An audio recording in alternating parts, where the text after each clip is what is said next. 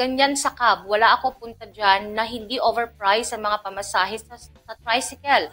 From crossing to PJG, may naniningil ng 40 pesos. Iba 50 pesos, iba 60 pesos. May naniningil pa 100 pesos kasi arkila daw.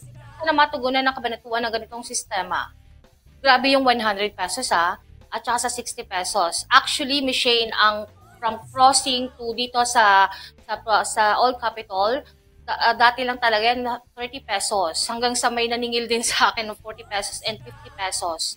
So, hindi pare-pareho. Hindi pare-pareho. Pero, ang finifix ko na talaga ibinabayad ni Shane is 40 pesos para wala nang habol-habol. Kasi minsan may mga tricycle talaga. Ito based on my experience na rin.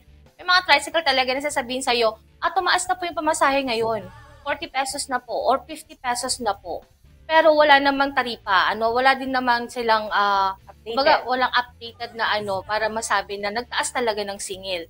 Sana po maayos talaga. Kaya kasi panawagan natin doon sa pamunuan ng local government, LGU, Cabanatuan City, na sana matutugunan po ang hinaing din ng ating mga namamasaheros, lalo na po kung paiba-iba po talaga ang singil nila. At ito'y nakadepende, syempre, di ba, sa bawat takbo o yung kilometro na tinatakbo.